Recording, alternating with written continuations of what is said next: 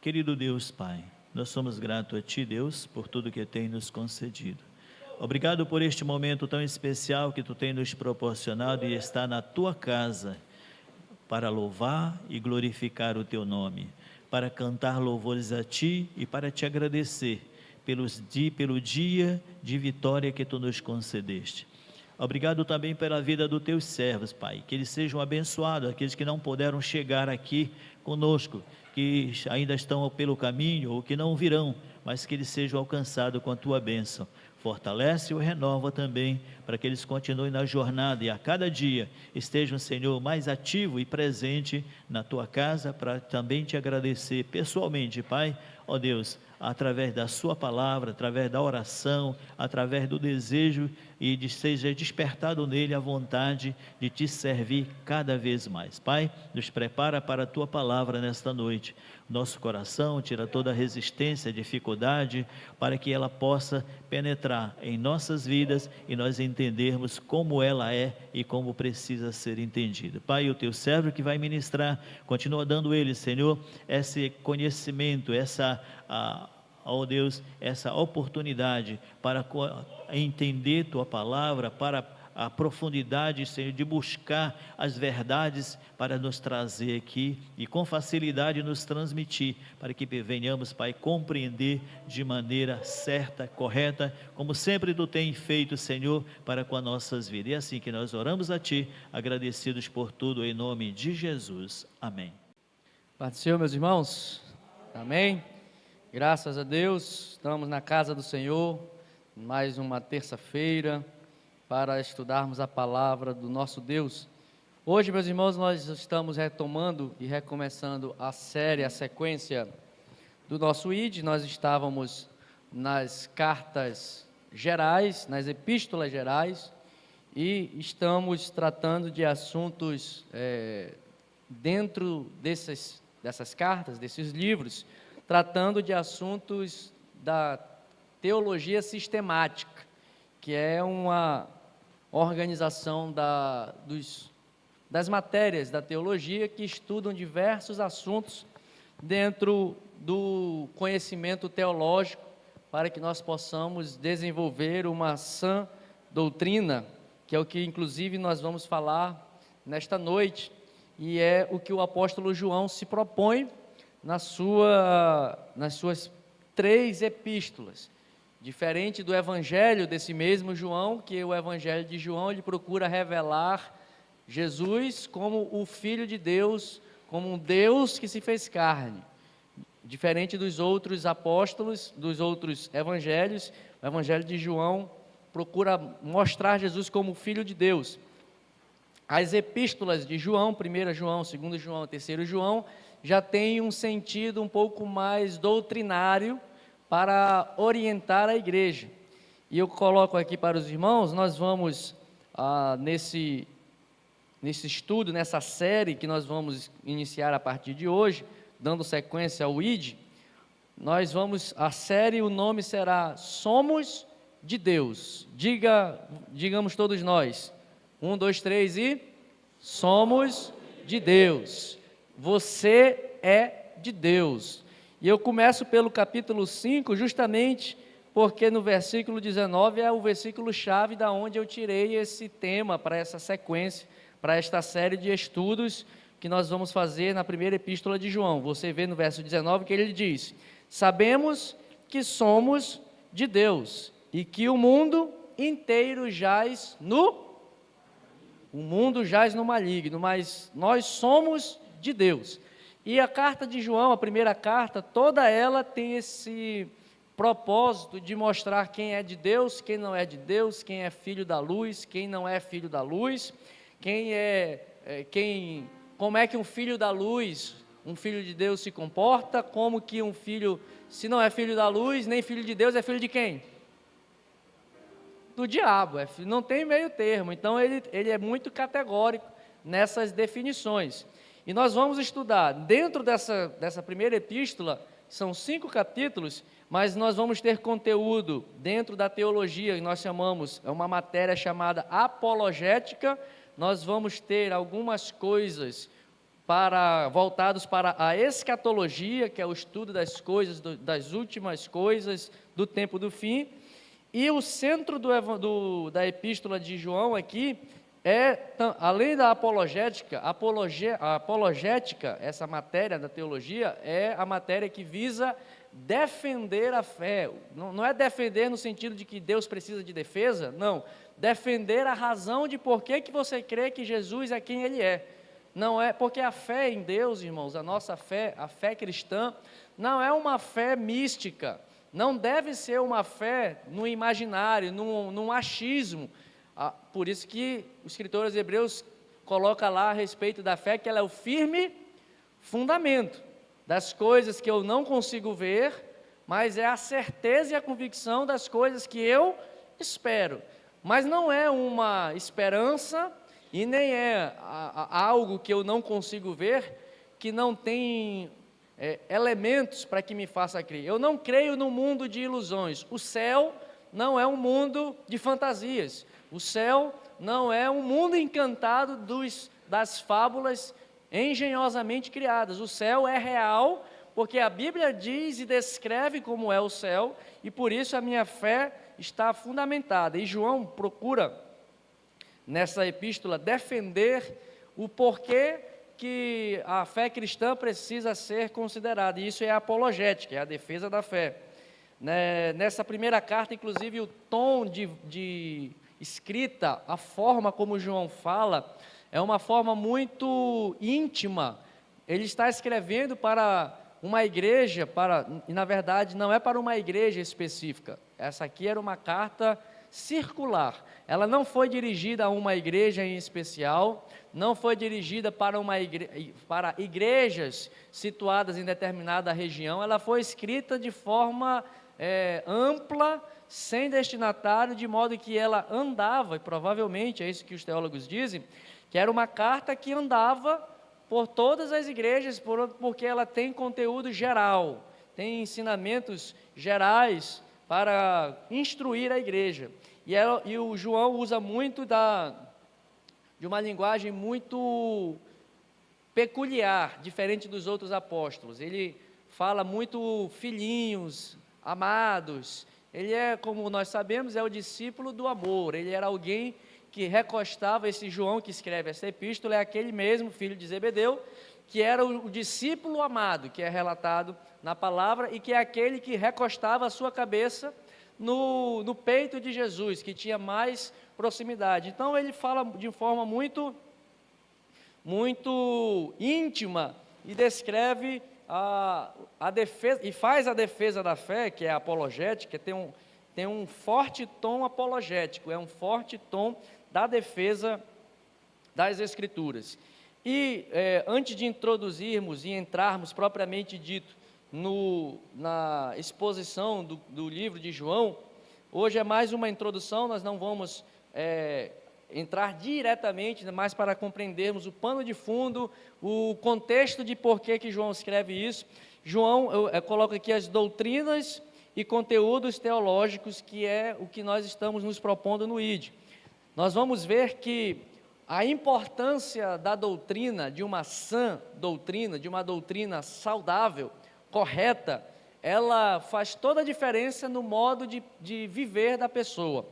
Aquilo que eu tenho conhecimento, naturalmente se refletirá na minha forma de conduzir, na forma como eu me comporto, na forma como eu observo os mandamentos do Senhor.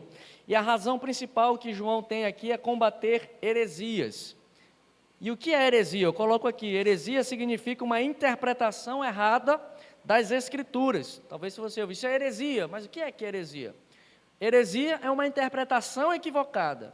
Ele está fundamentado na Bíblia, mas é feito uma interpretação errada das Escrituras, e a partir dessa interpretação errada, se criam doutrinas e ensinamentos teológicos falsos.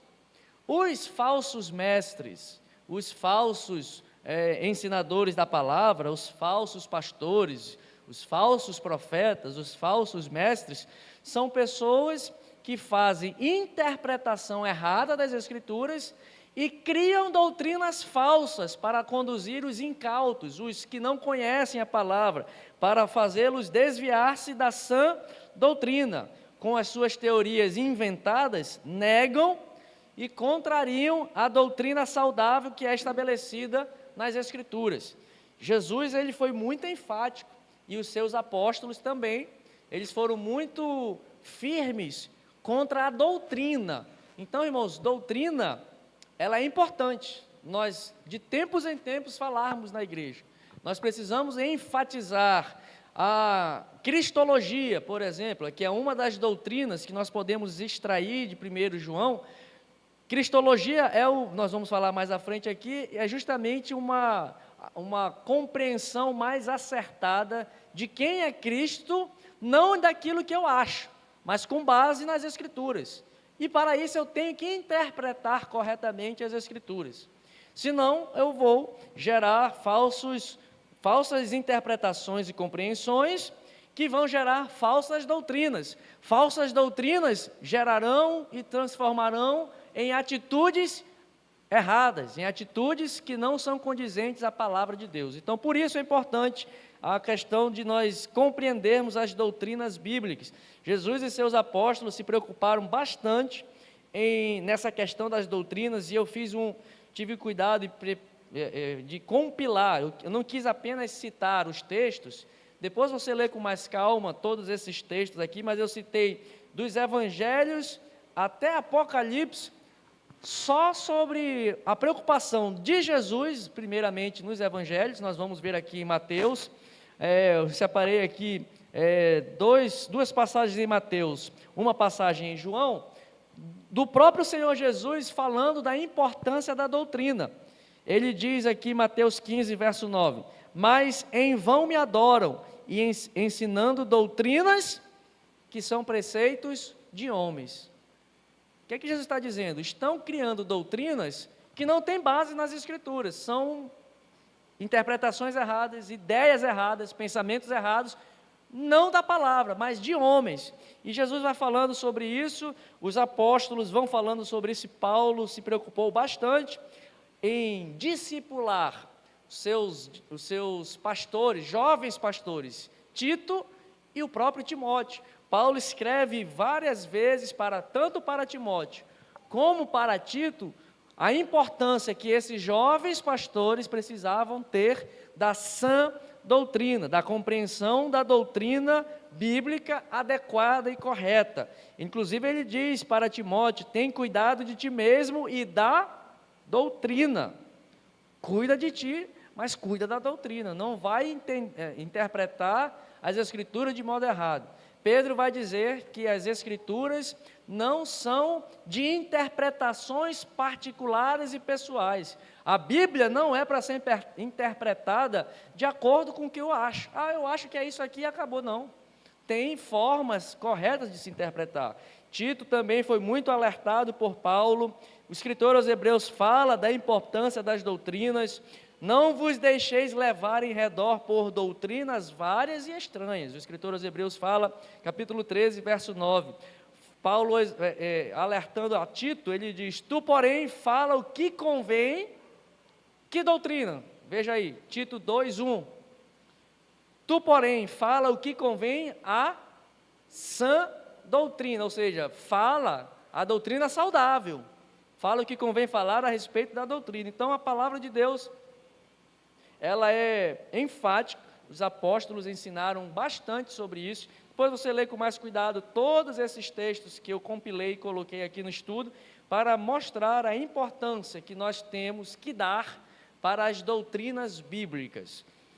E já que eu citei 3 assuntos teológicos que vão gerar doutrinas para nós, que estão presentes em 1 João, eu falei que em 1 João tem a apologética, falei que tem assuntos da escatologia, que é o estudo das últimas coisas, e falei que tem assunto da cristologia, e eu trago uma breve explicação resumida. Se você observar, o estudo de hoje está bem denso, bastante escrito, porque eu preocupei-me em escrever mais para que você possa consultar, você possa ver depois com mais calma as referências, ler com mais tranquilidade sobre cada assunto desse aqui. Apologética, como eu já falei, é o ramo da teologia que se dedica a fundamentar a fé e a estabelecer a interpretação correta das verdades bíblicas. A palavra apologética deriva de apologia, que significa dar uma resposta, fazer uma defesa.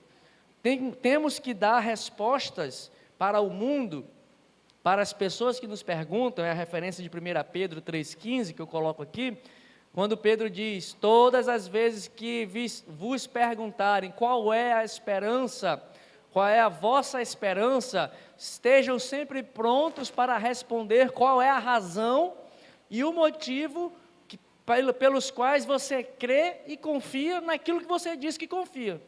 Você diz que crê em Jesus, por quê? Isso é uma pergunta apologética. Por que você crê em Jesus? O que te levou a crer em Jesus? Se um ímpio te perguntar numa ação evangelística, por que eu tenho que crer em Jesus? Saberemos responder? Isso é uma resposta apologética. Defender a fé no sentido de explicar, não é defender, não fala mal de Jesus não é nesse sentido, é defender no sentido de saber explicar o porquê eu creio nisso, nisso e nisso e nisso. É esse sentido que tem a apologética, que é, e na palavra de Deus, o texto mais adequado para compreendermos é 1 Pedro 3, 15 e 16. João tem a preocupação muito forte de defender a fé em Cristo Jesus, de defender o Evangelho, e ele defende falando o porquê que nós temos que crer em Jesus. Ele fala, principalmente no capítulo 2 da sua primeira epístola, também ele trata de assuntos escatológicos. O que é escatologia? Eu boto a definição.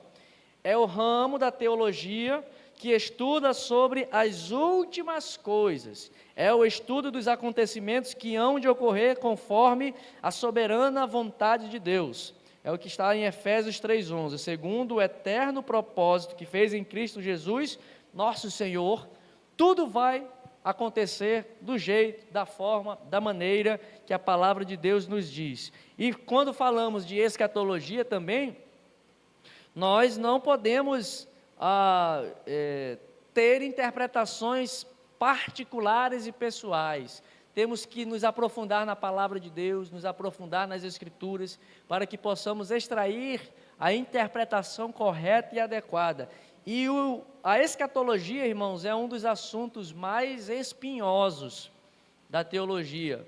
Você já deve ter ouvido falar sobre alguma coisa sobre pré-milenista, amilenista, pós-milenista, sim ou não? Já ouviu falar sobre isso alguma vez na sua vida?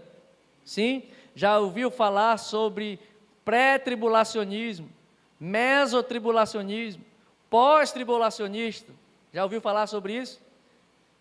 Tudo isso são assuntos que a escatologia procura estudar. E por que tem três correntes teológicas dentro da escatologia? Porque tem correntes que interpretam determinados textos de uma maneira, tem correntes teológicas que interpretam os mesmos textos de outra maneira, e nós temos que procurar analisar e compreender a palavra de Deus naquela interpretação que é a mais próxima da palavra de Deus, que é a mais verdadeira com a palavra de Deus. A própria Bíblia, irmãos, explica a Bíblia. Isso, inclusive, é um conceito de hermenêutica e de exegese. Para melhor entender um texto bíblico, nunca se limite a querer tirar uma interpretação baseada em apenas um texto bíblico. Se nós fizermos isso, certamente vai sair uma heresia daí. E o que é heresia? O que eu falei agora há pouco, está escrito aí. O que é heresia? Uma falsa interpretação das Escrituras. Então, não são só falsos mestres que estão suscetíveis a cometer heresia, não. O crente pode fazer uma má interpretação da palavra de Deus e ser um herege, e ser queimado na fogueira, como foram na época da Inquisição, que eram chamados de hereges pela Igreja Católica, e muitos iam sendo queimados. Graças a Deus que hoje não tem mais fogueira, né? Mas as heresias estão presentes. Então, um conceito para nos ajudar a interpretar melhor a palavra de Deus, um dos elementos de interpretação é: nunca se limite ou extraia uma compreensão com base apenas em um texto bíblico. A Bíblia sempre explicará a própria Bíblia. Então, um texto fala de um jeito, um outro texto fala do mesmo assunto de outro jeito. Provavelmente haverá um terceiro texto que vai complementar a compreensão para que se chegue à correta interpretação. Então, nós temos que ser estudiosos da palavra de Deus, irmãos. E aqui fica um alerta para nós. O assembleiano, de modo geral, é pouco leitor da Bíblia. E é pouco estudioso da palavra de Deus. Por isso você vê muitos pentecostais fazendo várias coisas que você vai olhar para a Bíblia, ele faz um show pirotecnia espiritual. Mas tem fundamento na Bíblia? Basta pegar um texto. Paulo diz que o profeta, o Espírito está sujeito ao profeta. Não é isso que Paulo fala? Aí o camarada acha, não, tem que ser cheio do poder. Ele acha que ser cheio do Espírito Santo é sair rodopiando na igreja, falando, gritando, berrando, deixando o culto uma bagunça, uma confusão. Era só ler esse texto e entender. Não, peraí, o Espírito, nós somos guiados pelo Espírito, mas nós, quando somos usados pelo Espírito Santo, nós não somos como uns médiuns do Espiritismo, que perdem a consciência. O Espírito Santo não tira a nossa consciência quando Ele nos usa. Nós estamos conscientes, nós temos domínio completo do nosso intelecto, nós sabemos o que estamos falando, nós sabemos o que está acontecendo, nós não somos abduzidos e agora vou fazer e acontecer aqui porque o Espírito Santo me tomou. Está errado. O Espírito Santo não faz isso conosco, Ele nos usa por completo, mas usa a nossa consciência, usa a nossa fala, usa o nosso corpo, e nós estamos completamente conscientes, e nós não estamos como os médiuns que bota a mão aqui, né? Começa a escrever e perde a consciência, porque o capeta tomou conta do camarada e ele perde a consciência mesmo, e quem está lá incorporado é um espírito demoníaco. Se as pessoas acham que ser cheio do Espírito Santo é fazer loucuras na igreja, está com uma doutrina errada.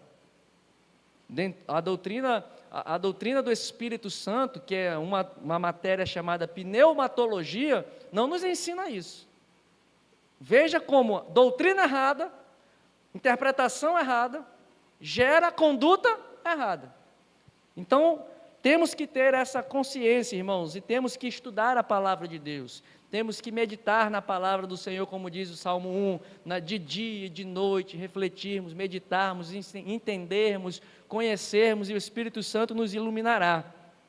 Então, a escatologia é esse assunto que trata desses assuntos. João fala isso a partir do capítulo 2, e ele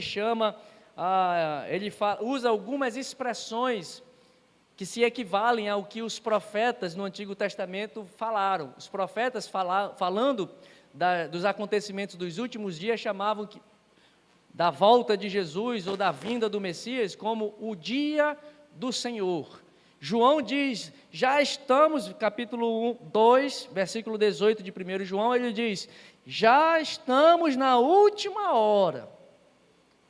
Falava na ceia do Senhor no domingo, né? A hora de despertar do sono, a noite vai alta e o dia vem chegando. João já está dizendo aqui, João escreve essa carta por volta do ano 84, Jesus morre no ano 33, então João está bem velhinho, na ilha de Patmos já, ele escreve essas epístolas.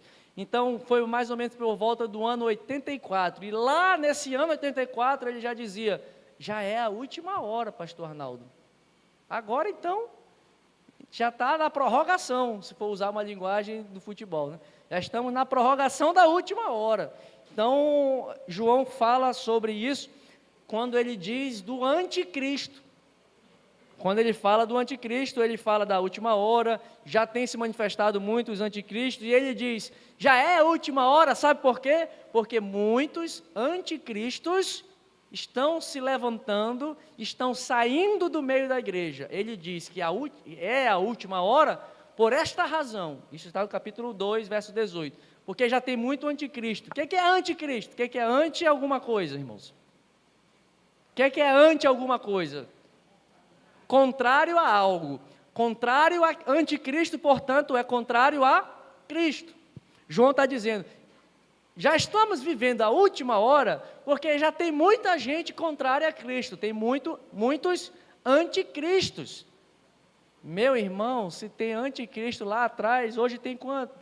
Deve ter inúmeros anticristos.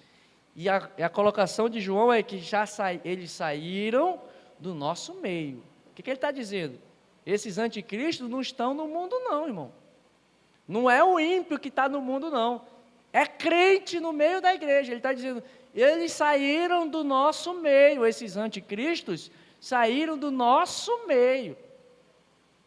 Então veja que nem todo que diz Senhor, Senhor, como diz o próprio Senhor Jesus diz, entrará no reino dos céus. Então João trata sobre isso, que é um assunto escatológico. E ele tem firmemente uma proposta de mostrar nas suas epístolas a cristologia, que é o estudo, está aqui o conceito, aí o item C. Cristologia é o estudo que se ocupa dos atributos de Cristo como Deus e como homem. Irmãos, isso aqui é muito importante, a doutrina de Cristo, como ele como sendo, tanto como Deus, como ele sendo homem. Sabe por quê? Porque tem gente que reconhece a divindade de Cristo, mas nega a humanidade de Cristo. Está errado. Ele escreve na sua carta aqui, aquele que nega que Cristo veio em carne não é do Pai. João fala aqui na sua epístola.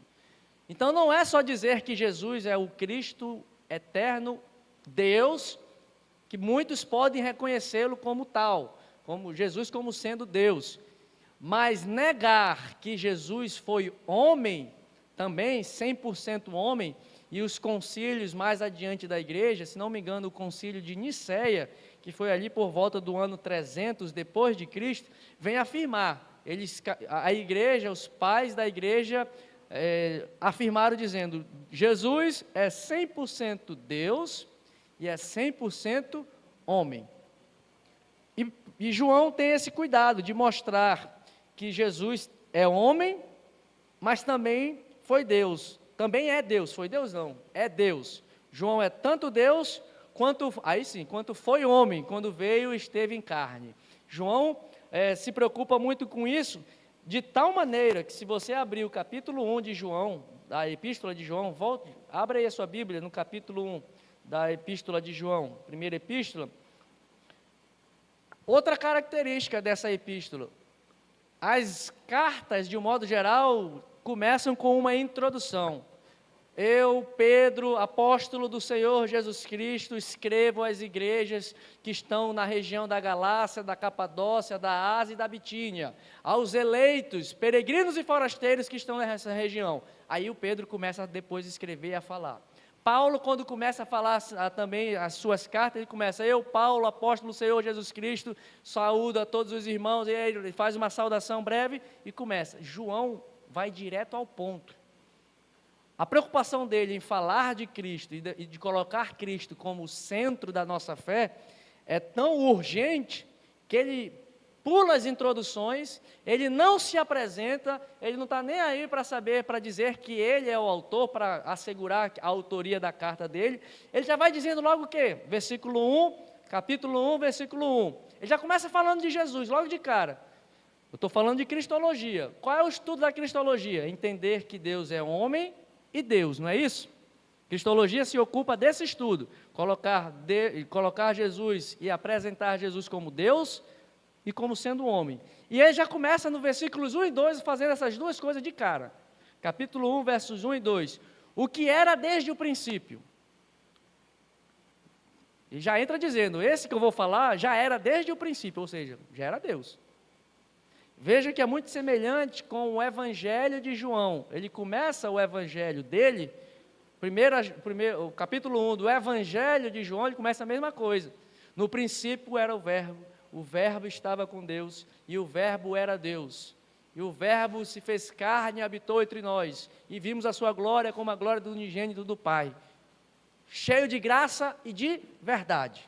Ele começa o Evangelho já dizendo a mesma coisa, no princípio. Aqui ele começa também na epístola a mesma coisa, o que era desde o princípio, ou seja, ele já estava lá antes do mundo ser criado, antes da terra ser criada, antes do universo ser criado, antes de Gênesis 1:1, no princípio criou Deus, antes de tudo isso ele diz, ele já era, desde o princípio, ele já era antes de tudo, ele já entra, numa linguagem popular, ele já entra de sola, no meio das canelas, dizendo, ele é Deus, esse de quem eu vou falar, este Jesus, que é o que eu creio, ele está fazendo uma defesa da fé naquilo que ele crê, este Jesus que eu creio, apologeticamente ele é Deus, porque ele era, antes do princípio ele já era, ele já existia, e aí ele diz, o que temos ouvido e que temos visto com os nossos próprios olhos, o que contemplamos e as nossas mãos apalparam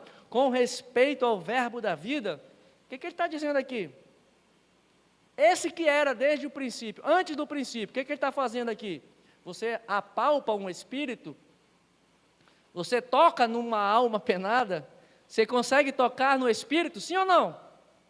Ele já está dizendo de cara, no verso 1, ele está dizendo, esse mesmo que era antes de todas as coisas existirem, ele já existia, esse mesmo aí se manifestou em carne e nós tocamos nele, nós o vimos como carne, como homem, semelhante a nós.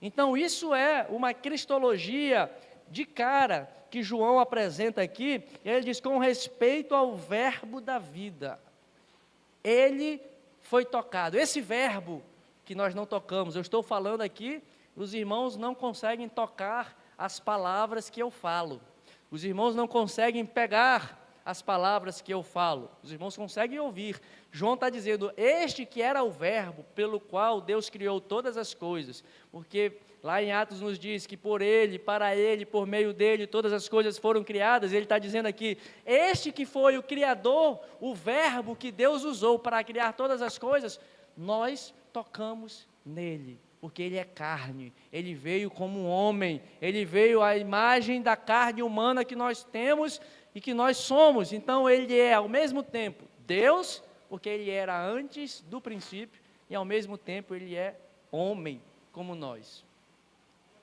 João já entra de cara falando isso. Então, isso são as doutrinas teológicas. Cristo é o centro do Evangelho. Cristo é o centro de todas as coisas e precisamos colocá-lo nesta posição. Aí passe para o item 3 aí do estudo, que nós vamos fazer uma breve abordagem.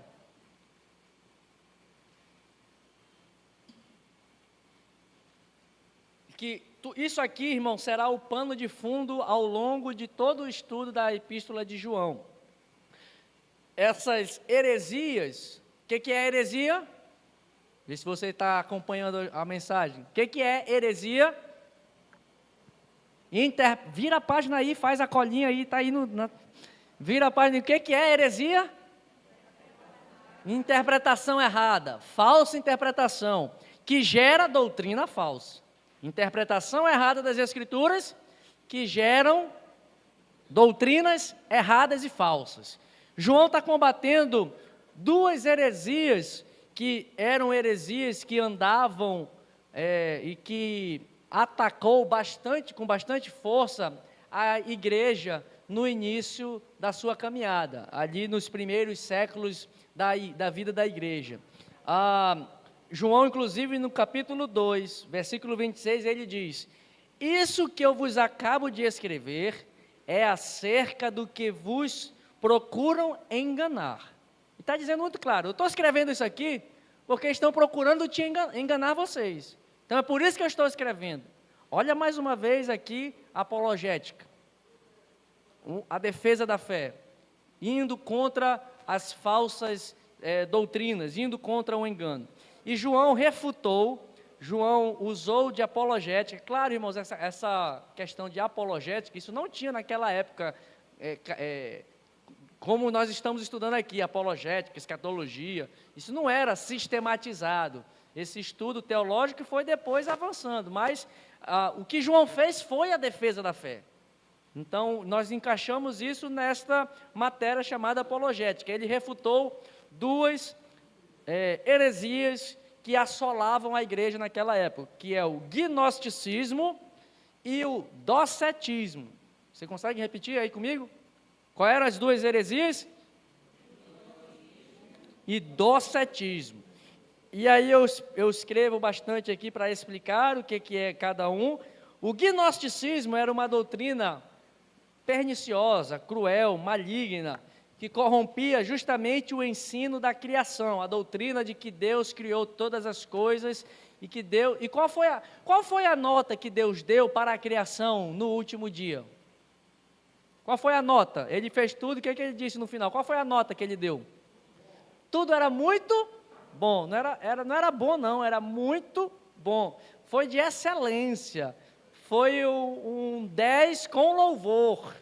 Então, tudo que Deus fez, tudo que Deus faz, tudo que Deus fará, sempre será muito bom, porque Deus é perfeito, Deus é bom, Deus faz todas as coisas dentro da sua perfeição, com precisão e com exatidão. Então, a doutrina do gnosticismo era uma doutrina oriunda de uma mistura da filosofia grega, que entrou tanto no cristianismo, quanto também impactava o judaísmo, levando a interpretações erradas.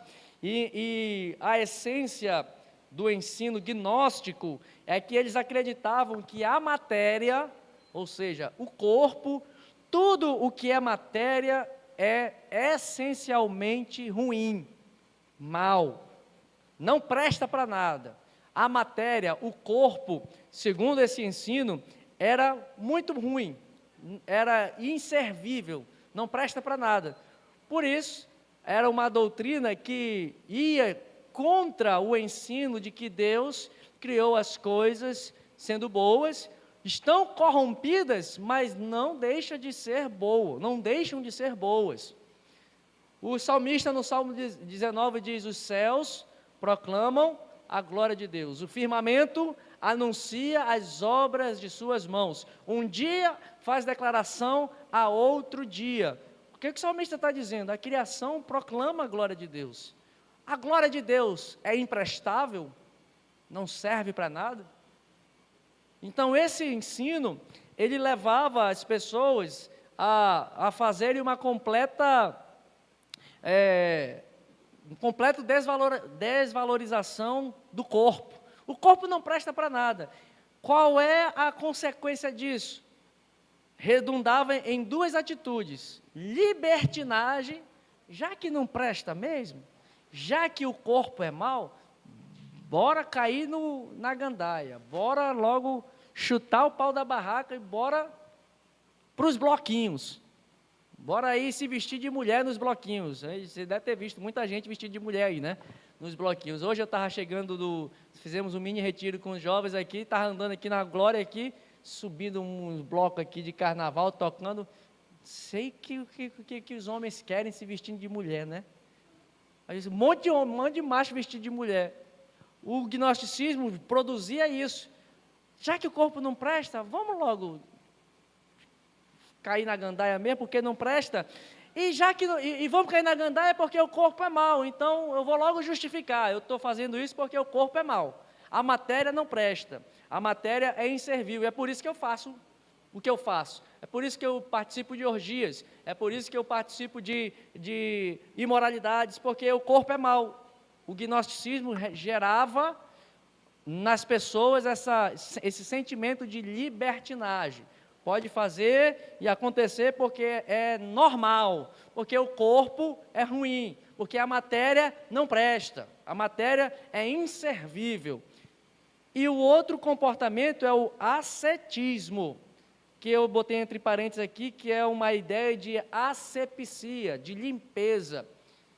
Já que o corpo não presta para nada, o gnosticismo gerava esse comportamento ascético, de, não, vou viver aqui só no espiritual. Vou ir para um mosteiro, ficar ali isolado, porque eu vou apenas ficar buscando o espiritual. A matéria não presta, o corpo não presta. É o abandono completo das coisas desta vida.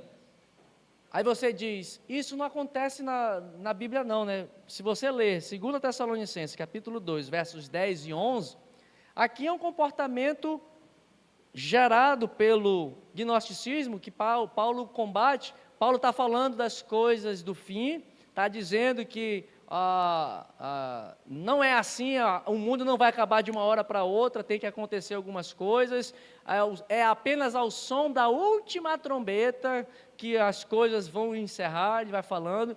E aí eles não entenderam o que Paulo escreveu em 1 Tessalonicenses, aí Paulo escreve 2ª carta aos Tessalonicenses, e no capítulo 2 ele diz, olha, percebi que, estou falando na linguagem, uma forma mais coloquial, né?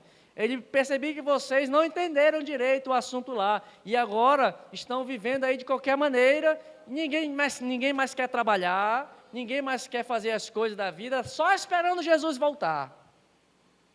Tem crente na tua igreja assim, que não quer fazer mais nada? Não, irmão, eu sou espiritual agora, eu só fico na vigília, eu só ando no monte.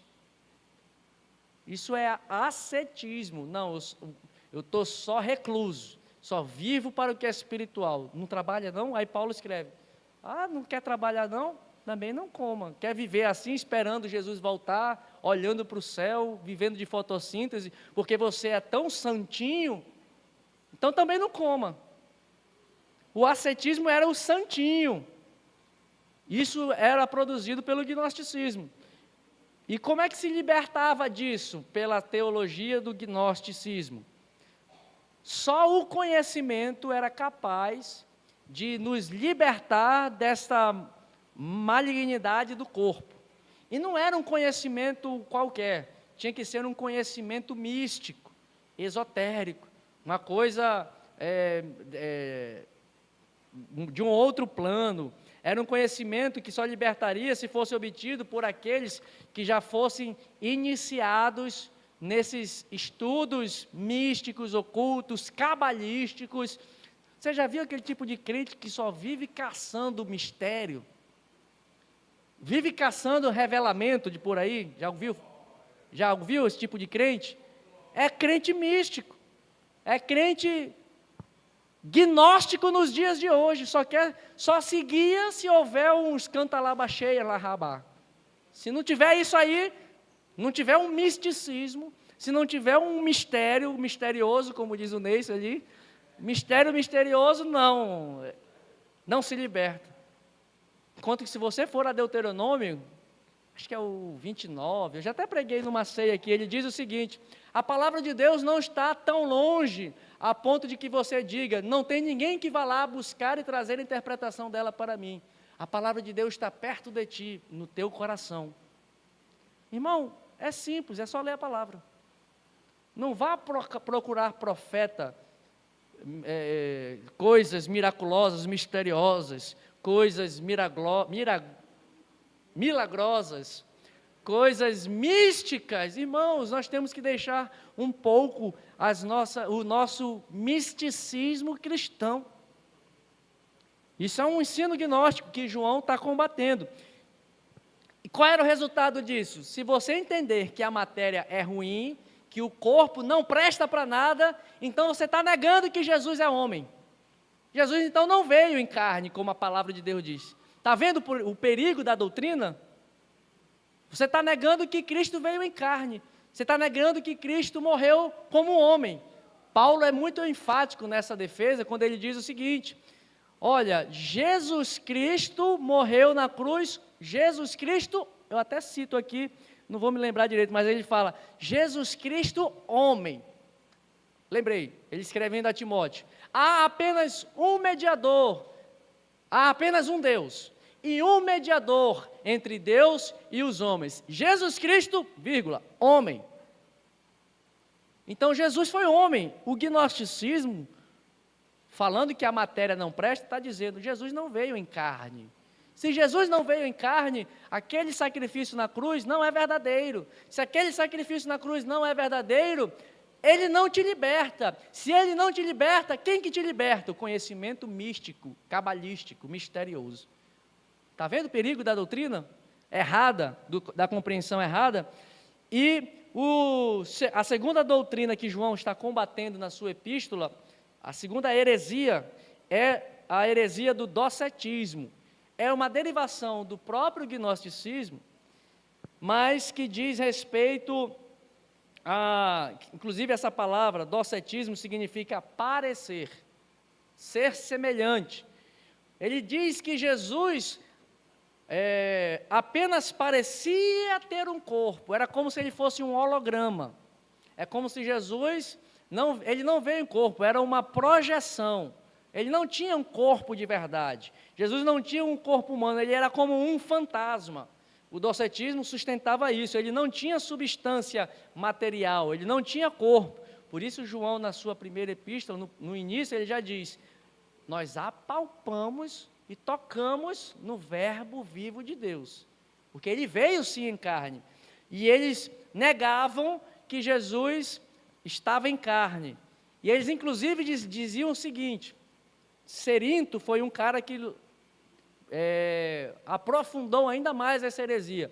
A ideia, a interpretação era o seguinte, Jesus nasceu como um homem qualquer, logo, já negou o nascimento virginal de Jesus, ele nasceu como qualquer um de nós, ele não foi um nascimento sobrenatural, Jesus teve um nascimento natural, como eu e você, mas como ele era muito obediente a Deus, segundo o ensinamento dos docetistas, quando Jesus foi para o batismo de João Batista, naquele momento desceu o Cristo divino. Eles dividiam Jesus, o homem, é uma coisa, e Cristo divino é outra coisa. Esse Cristo divino se apoderou de Jesus no batismo de João, quando ele diz e vê aquela pomba descendo sobre ele, mas quando Jesus morre na cruz, segundo esse ensinamento, esse Cristo divino, essa alma espiritual divina, foi embora, e morreu só o Jesus, o homem lá. Esse ensino aqui, João diretamente está combatendo esse ensino em 1 João capítulo 5, verso 6. Abra aí, por favor, 1 João 5, 6. Eram duas personalidades. Jesus era uma pessoa humana, em carne, e Cristo era outro ser espiritual. E João, no capítulo 5, na primeira epístola, capítulo 5, versículo 6, ele vai refutar este ensino claramente nesse versículo, quando ele diz, quem é esse que ele está dizendo aqui?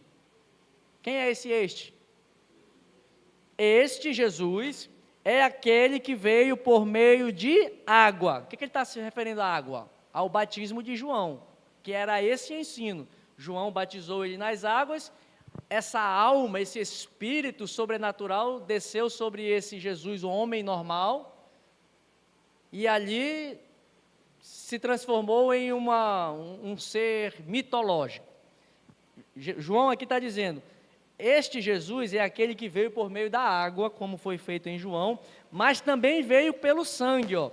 Este é aquele que veio por meio de água e sangue, Jesus Cristo, não somente com água, mas também com água e com o sangue. E o Espírito é o que dá testemunho, porque o Espírito é a verdade. O que ele está dizendo? O sangue é a humanidade de Jesus, que João está se referindo aqui.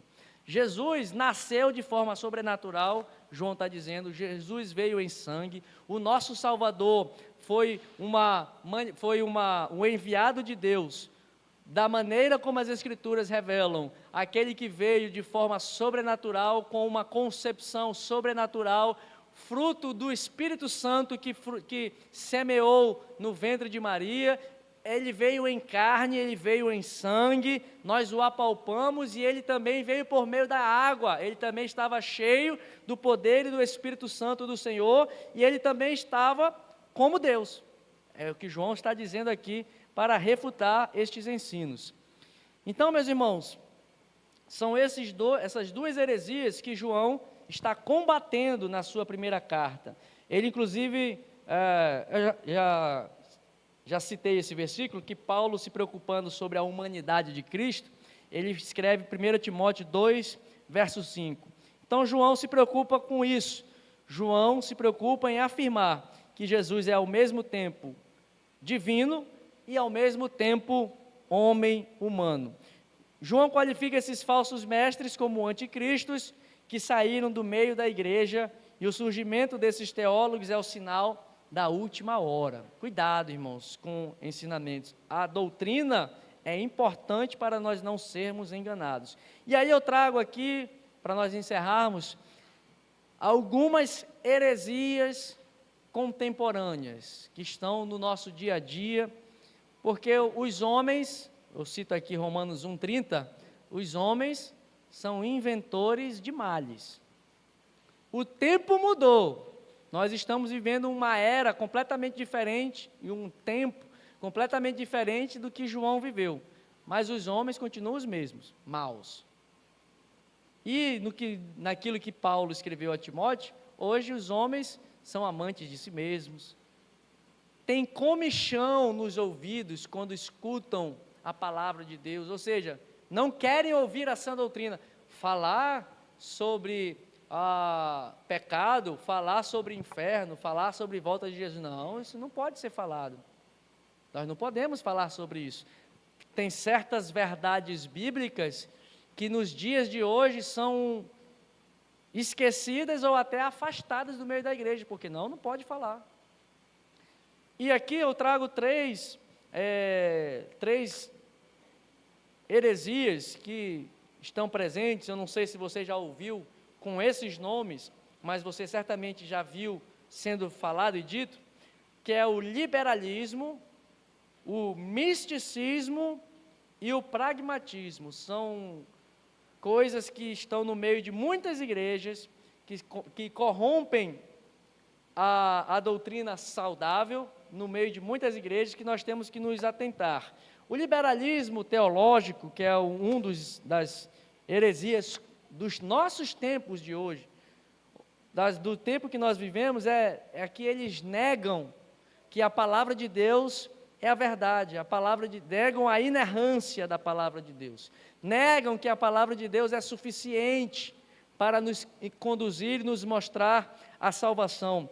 Eles são os mestres contemporâneos, disseminam essas heresias, negando verdades essenciais da fé. E aqui eu trago duas verdades que eles criam ideias para desvirtuar o que a Bíblia diz. Quem já ouviu falar aquela expressão popular que diz assim: eu também sou filho de Deus? Ou, de outra maneira, todos nós somos filhos de Deus. Já ouviram falar essas expressões? Quando você vai falar, não, você precisa se converter a Jesus para se tornar filho de Deus. Mas espera aí, eu também sou filho de Deus, rapaz. Quem já ouviu isso daí?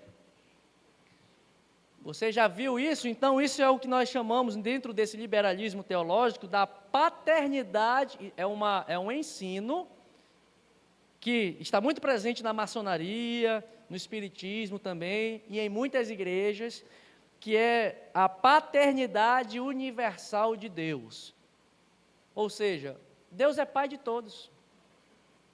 Um dia desse, eu falando lá no trabalho com um rapaz que trabalha comigo lá, aí eu falei: rapaz, tu sabia que nem todos são filhos de Deus? Como assim, rapaz? Não, sou filho de Deus, não. Todos são criaturas de Deus, porque Deus criou todas as coisas. Ele criou todas as pessoas, todos que existem foram criados por Deus, mas filho de Deus é quem conhece a Ele como Pai. É quem conhece Jesus e quem se torna filho por meio de Jesus. A palavra de Deus vai nos dizer isso. Aquele que nós, em Cristo Jesus, olha o que diz a palavra, nós, em Cristo Jesus, recebemos o Espírito de adoção de filhos. O que isso quer dizer, irmão? Que você era filho antes de Jesus? Não, você não era filho de Jesus, não. Você não era filho de Deus antes de conhecer a Cristo. Mas conheceu a Cristo, aí você é filho de Deus. E como decorrência dessa teologia, dessa doutrina, tem a irmandade universal também. Todos nós somos irmãos.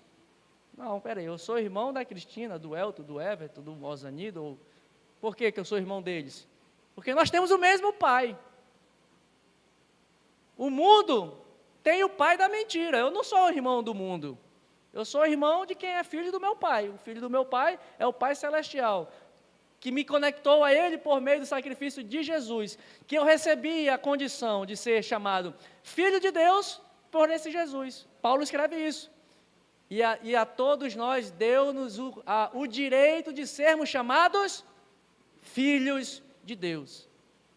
Irmão, precisamos reforçar isso, porque quando você estiver evangelizando alguém, não, mas eu também sou filho de Deus, aí você vai com todo amor, com todo carinho, meu irmão, não é bem assim.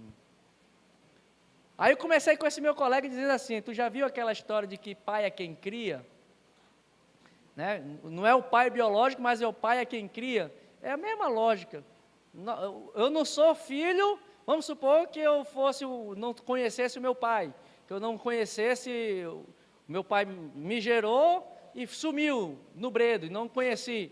E aí eu fui criado por uma outra, vamos supor que o Eliud era o meu pai de criação. Eu vou ser filho do que plantou a semente ou vou considerar como meu pai o cara que me criou? O que me criou.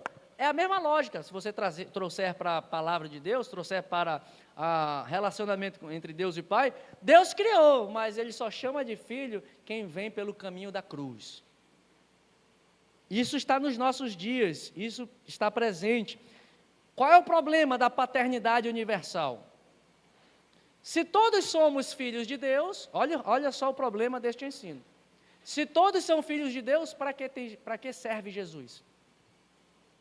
Para que Jesus? Não, eu sou já filho dele, não preciso de Jesus, não preciso do seu sacrifício, não preciso ir por este caminho. Jesus diz, eu sou o caminho e a verdade e a vida.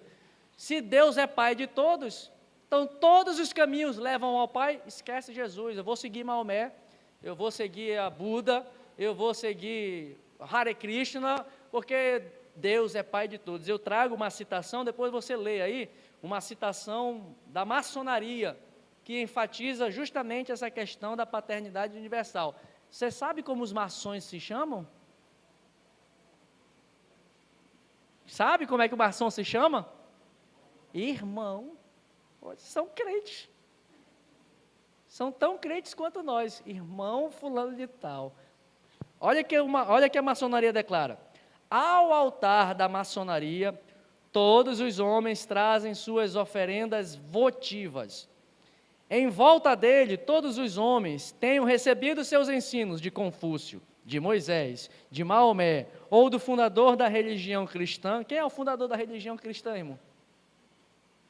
Jesus, né? Então, ou seja, o que eles estão dizendo aqui? Tu pode receber ensino de Maomé, de Confúcio, de Buda, de Moisés, ele nem cita o nome de Jesus, é daquele que fundou a religião cristã.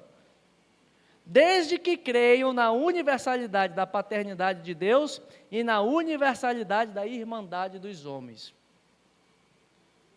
Negam a Jesus. Para que Jesus? Se todos nós somos filhos de Deus. Então, irmãos, isso está muito presente nos nossos dias. Porém, a Bíblia afirma, eu trago aqui os textos, João, depois você lê, João 1, 12 e Romanos 8, 15 a 21. São esses textos que nos mostram que não é assim, que nós somos filhos de Deus apenas se crermos e recebermos Jesus como nosso Salvador.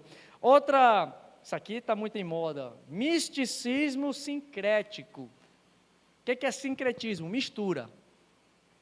É o misticismo gospel. Mistura tudo. É o evangelho umbandista. É um evangelho que mistura rituais da Umbanda, que mistura rituais do judaísmo. Tem alguma igreja que faz isso aí, irmão? Algumas, né? Algumas. Já viu igrejas que... Eu, inclusive, vi um vídeo essa semana de um culto de uma igreja aí, aqui por essas redondezas. Não é dessas grandonas que vocês conhecem, não, dessas megalomaníacas aí que dizem são galácticas, né? Nenhuma dessas aí não, é uma outra aí, aqui perto do bairro. Os irmãos, numa reunião de oração, todo mundo correndo lá para cima da Arca da Aliança, e botando a mão e lá e clamando sobre a Arca da Aliança. Espera aí, tu ainda está na Arca da Aliança e o novo e vivo caminho. Mas o que é isso, irmão? Misticismo, porque tem que dar para o povo um mistério misterioso. Tem que dar para o povo um negócio assim, porque senão a fé do povo não vai suscitar, não vai animar. Esse misticismo aqui é uma mistura de um semi-paganismo com um judaísmo misturado. Irmão, eu estudo muito a questão da cultura judaica, eu tenho uma visão muito pró-Israel, eu entendo que Israel não é um povo relegado, Israel não é um povo que foi esquecido por Deus, tem a promessa de Deus, nós somos igreja do Senhor, fomos enxertados na oliveira, que é Israel, Romanos 11, depois você leia lá, eles são a oliveira natural que Deus cultivou, Romanos 11 está dizendo isso, e nós éramos mato bravo, oliveira brava, e fomos enxertados em Israel. A igreja é Israel, que crê em Jesus, e todos nós que recebemos Jesus como Salvador. Eu creio nisso, mas nós não podemos ficar vivendo dos ritos judaicos, pois nós não somos judeus. O nosso Jesus é judeu, a nossa Bíblia conta a história dos judeus, o nosso Messias que vai nos buscar é judeu, viveu como judeu, foi circuncidado ao 8º dia como judeu, ele foi circuncidado, irmão, se você não sabe. Ele cumpriu o preceito de Abraão, porque ele é judeu. Mas você não é, eu não sou. Por que eu vou ficar neste misticismo, nessa mistura doida, misticismo sincrético, misturado, para fazer da minha fé cheio de muletas? Aí é água disso, é cruz daquilo, é óleo para aquilo, é caneta para não sei o quê, é caneta que passa em concurso. Eu queria tanto ter essa caneta antes de 2015, senão já tinha entrado logo antes. Pois não. Martelo, eu determino. Daqui a pouco vão arranjar a queixada de Sansão para você vencer os seus inimigos. Misticismo, irmão, isso está ou não está nos dias de hoje? São heresias que estão presentes nos dias de hoje, que você tem que ter cuidado, irmão. Às vezes nós somos levados e vamos que nem um patinho feio entrando nessas manias aí, nessas coisas, e a gente acaba se perdendo. E por último, aqui é o que mais está presente, pragmatismo. Tudo é relativo. Não é bem assim não. Isso daí, não, a Bíblia está antiga. Tem que atualizar a Bíblia. Já ouviram um pastor conhecido que falou sobre isso? Tem que atualizar a Bíblia precisa ser atualizada. Ele falou isso quando estava tratando do assunto que envolvia a questão da homossexualidade. E aí eles, não, tem que atualizar, peraí. Por quê? Pragmatismo, nem tudo é como é. Tudo é relativo. Não há uma verdade absoluta. Rejeitam a noção de absolutos. O pragmatismo rejeita a situação essa noção de que há algo que é verdade verdadeira e é imutável. Eles rejeitam isso. Não, nada é imutável. As coisas mudam e a verdade não está na Bíblia. A verdade é aquilo que eu sinto. Eu sinto que eu sou uma planta e isso é verdade. Eu sinto que eu sou mulher e isso é verdade. Porque eu acho que é o que eu sinto. A verdade não está mais em um parâmetro absoluto definido. A verdade está relativizada naquilo que a Cristina acha que é verdade, naquilo que o Osanin acha que é verdade, naquilo que o Benedito acha que é verdade. Então, a verdade está onde? Na cabeça de cada um. Tem igreja fazendo esse tipo de pregação? Sim ou não? A verdade é do jeito que eu quero. Não, eu vou falar uma verdade que me seja conveniente. Bom, se eu falar isso aqui do jeito que a Bíblia está dizendo, vai afastar o crente da igreja. Não vou falar, eu vou perder dízimo, vou perder oferta. Espera aí, essa verdade não me é conveniente. Vou relativizar, vou pular esse texto.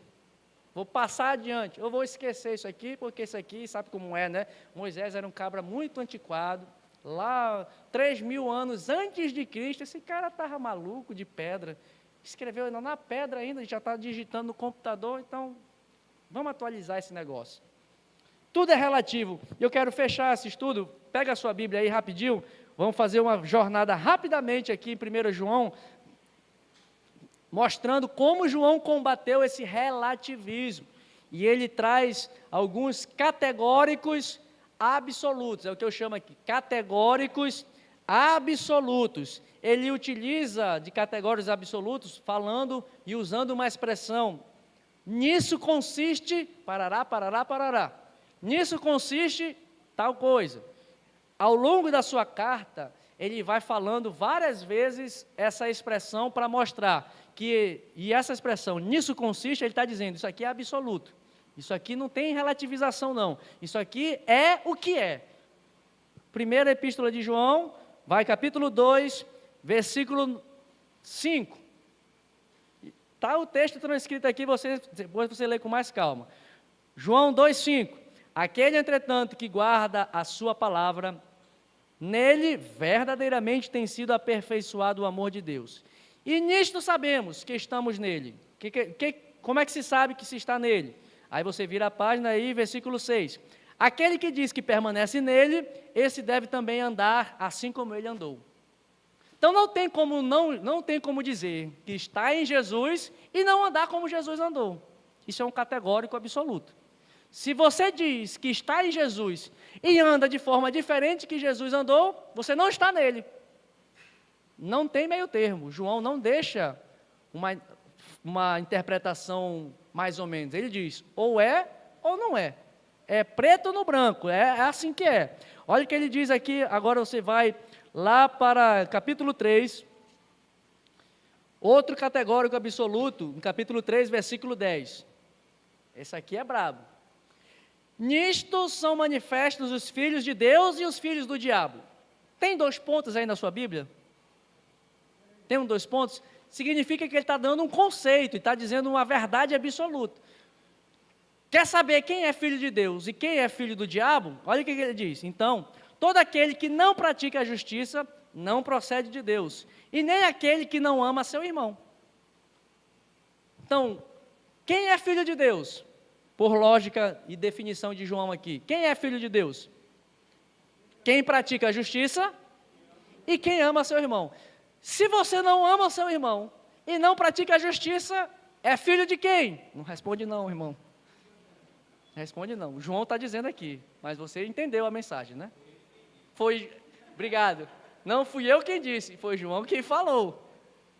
Olha outro categórico, capítulo 3 ainda, versículo 16. Nisto conhecemos o amor. Quer saber o que é amor? Escute o velho João, porque ele estava velhinho aqui quando ele escreveu. Escute o velho João. Nisto conhecemos o amor, que Cristo deu a sua vida por nós. Ah, irmão, olha o que é amor. E devemos dar a nossa vida pelos irmãos. Eu posso dizer que nem o profeta falou, né? Dura coisa me pediste. Isso é amor. Esse é um categórico absoluto que João está dizendo. Mas tem mais. 3,19. E nisto conheceremos que somos da verdade, bem como perante ele tranquilizaremos o nosso coração. Pois se o nosso coração nos acusa, certamente Deus é maior do que o nosso coração e conhece todas as coisas. Aquele friozinho na barriga. Pai, será que eu estou certo? Será que essas coisas estão erradas? O que João está dizendo? Se você quer saber que se está vivendo na verdade, não vai ter essas dúvidas no coração. Se o teu coração está falando que as coisas estão erradas, é porque está errado, irmão. Que maior é Deus do que o teu coração. Jeremias disse, enganoso é o coração do homem. Se o teu coração é enganoso, está te acusando de coisa errada, quanto mais Deus que é verdade, que não tem engano e sombra de variação nele. Olha outro categórico de João, 4, versículo 2. Nisto conheceis o Espírito de Deus.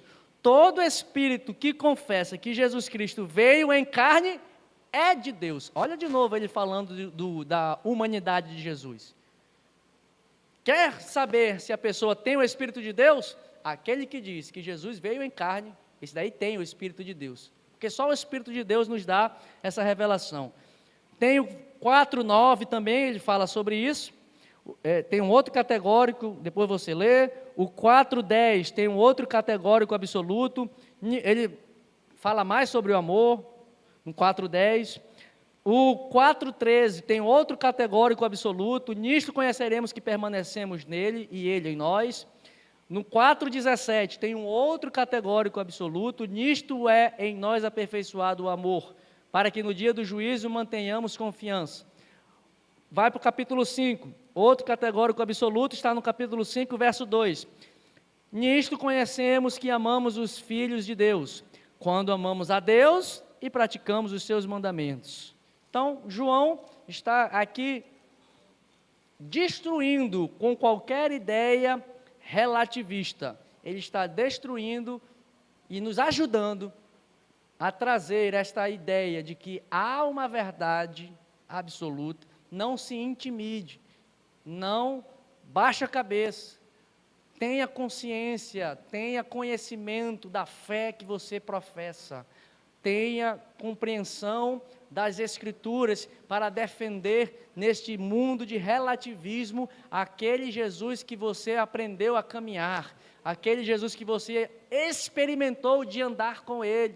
É isso que João vai nos ensinar. E é nesta jornada, ele termina a sua carta, o versículo 20, também sabemos que o Filho de Deus é vindo e nos tem dado entendimento para reconhecermos o verdadeiro, e estamos no verdadeiro, em seu Filho, Jesus Cristo. Este é o verdadeiro Deus.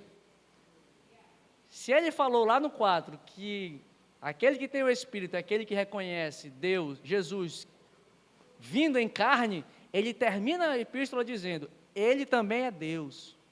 Veja como João amarra as ideias para defender a fé em Cristo Jesus. Meus irmãos, este estudo de hoje é um pouco mais assim acadêmico, mas é importante você trazer esses conteúdos para a sua vida. Leia, tem bastante coisa escrita que eu passei por cima, leia com detalhe, e o propósito de escrever muito foi para que você pudesse ter conteúdo para estudar em casa. E dou uma sugestão, faça uma apostilinha, irmão, vai guardando isso daí, no final você vai ter um material de consulta muito bom, de todos os livros que estão sendo feitos, porque servirá para te ajudar, às vezes está faltando alguma inspiração, pega lá num texto desse aqui, e aí você começa uma mensagem, então é útil para a nossa vida, amém? Deus abençoe a todos nós. Nós somos de... Diga mais uma vez. Nós... Diga para o seu irmão, você é de Deus, meu irmão. Cuidado com as falsas doutrinas. Deus te abençoe, Deus te ajude a ver e a compreender.